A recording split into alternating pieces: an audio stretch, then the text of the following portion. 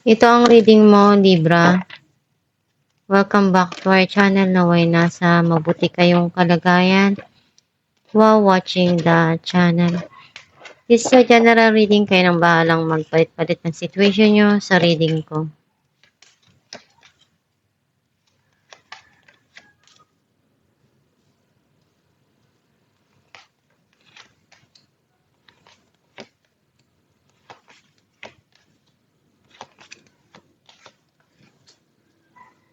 At the bottom of the deck, 7 of Wands. I feel like ang nasa-sense ko na energy mo, may mga sitwasyon ngayon na pinagdadaanan mo, na ginagawa mo lahat, yung paraan na may taguyod, yung pangarap mo, at kung ano yung sitwasyon na meron ngayon sa'yo, gagawin mo yung makakaya mo para malagpasan yon, yung mga pagsubok na yon, yung mga pinagdadaanan mo. Ang mensahe ng card mo, yung iniisip mo na kalimutan yung mga nangyari sa nakaraan at mag-umpisa uli sa buhay, isipin ko ano yung meron sa future mo at harapin yun.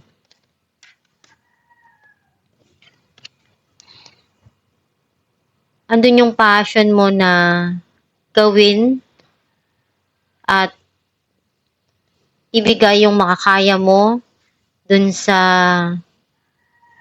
sitwasyon na yon or sa hinaharap mo na yon. Some of you, may tao na gustong ipakita yung affection towards you.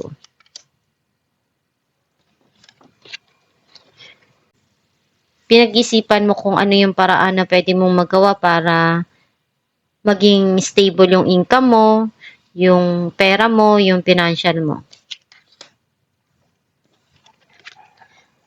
Meron ka ditong kailangan pagdesisyonan.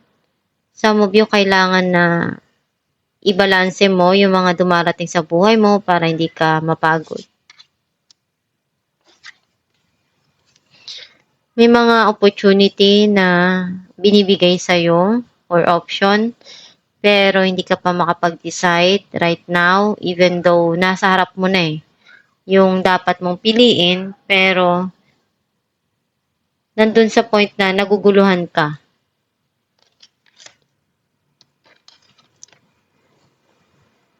May mga tinitingnan ka dito na gusto mo mangyari sa buhay mo para sa future mo. Some of you, may mga plano ka para sa kinabukasan mo at pwedeng iniisip mong may puntahan or mag-travel. May mga dumarating na opportunity para sa'yo. Also, some of you, mayroon ka dito marireceive na mensahe. May mga pangarap ka or goal na gustong matupad sa buhay, pero pinag-iisipan mo mabuti kung ano yung pwedeng hakbang na magawa mo dun para maumpisahan yun. Clarify natin ang 8 of Cups, the Hangman, and 10 of Cups. Andun yung you feel stuck in a certain situation. Tinatry mong i-remove yung sarili mo doon. Iniisip mo na lang na kalimutan yung mga nangyari sa nakaraan at harapin kung ano yung dumarating sa'yo. And unti-unti mong naialis yung sarili mo doon. Nagiging masaya ka na rin kung ano yung meron sa'yo na binibigay sa'yo. Some of you, darating din yung panahon na ibibigay sa'yo yung long-term na emotional happiness. Clarify natin ang King of Pentacles, 2 of Swords, and 5 of Swords. Meron ka ditong pinagdadaanan na kailangan mong pag-isipan ng mabuti Some of you may mga na-overcome ka na pagsubok sa iyong past na sobrang hirap at iniisip mo na baguhin yung mga hindi mo nagustuhan doon at paunlarin yung financial mo. And gusto mo na maging stable yung career mo, yung financial mo. Kaya pinag-isipan mo kung ano yung way na magagawa mo para mapaunlad yung pamumuhay mo. Clarify natin ang Seven of Cups, Temperance, and Two of Pentacles. Urong-sulong ka dun sa mga desisyon mo. Kailangan mo lang habaan yung pasensya mo. Timbangin kung ano yung sa tingin mo para dun sa dumarating sa'yo na gusto mong opportunity na i-grab. And one day, yung mapipili mo na yun din yung magbibigay sa'yo ng swerte or darating din sa'yo yung swerte na gusto mo. Clarify natin ang Eight of Wands, Three of Cups, and Three of Pentacles. Meron ditong celebration or reconciliation na mangyayari. Some of you pwedeng reunion. May mga kailangan kang ayusin. Pwedeng sa loob ng tahanan or dun sa situation or dun sa mangyayaring yon na darating sa'yo. Pwedeng meron ditong team up and collaboration na darating para sa'yo na kaya magkakaroon ng celebration. Clarify natin ang Knight of Wands, Seven of Swords, and the Lovers. Andun yung gusto mong itry ito uli na gawin, subukan yung makakaya mo.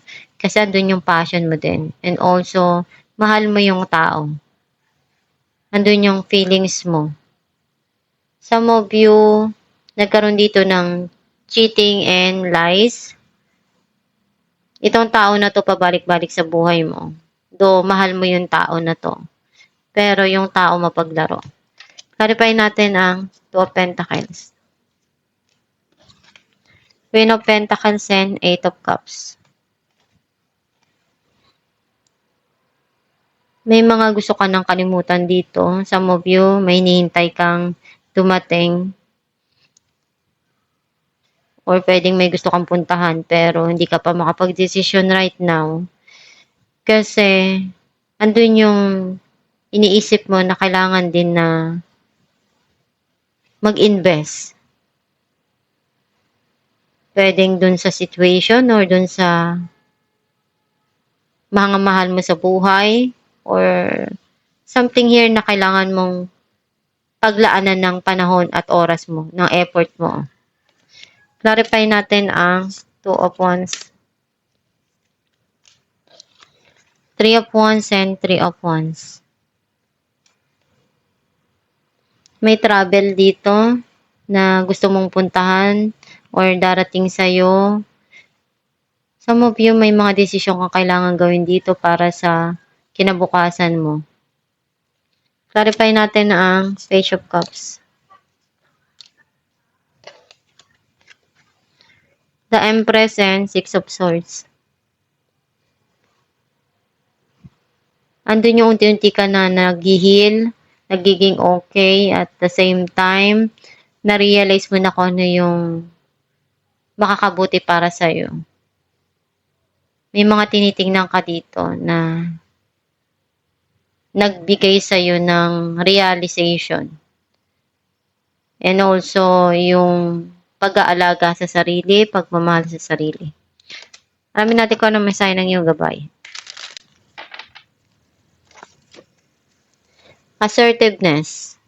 This situation can be healed gently and with love as you have requested, yet there's also a need for your strength and truthfulness with the other people involved. We will stand right behind you as you speak your truth, giving your strength and guiding your words. Ang mensahe ng iyong gabay na kung ano yung mga sitwasyon na dumarating sa buhay mo, unti-unti rin yan na magiging okay.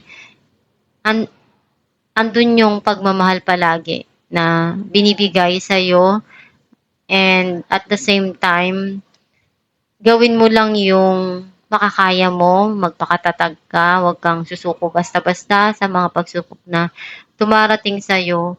Alamin mo lang sa puso mo kung ano yung katotohanan at dun sa mga taong nasa paligid mo.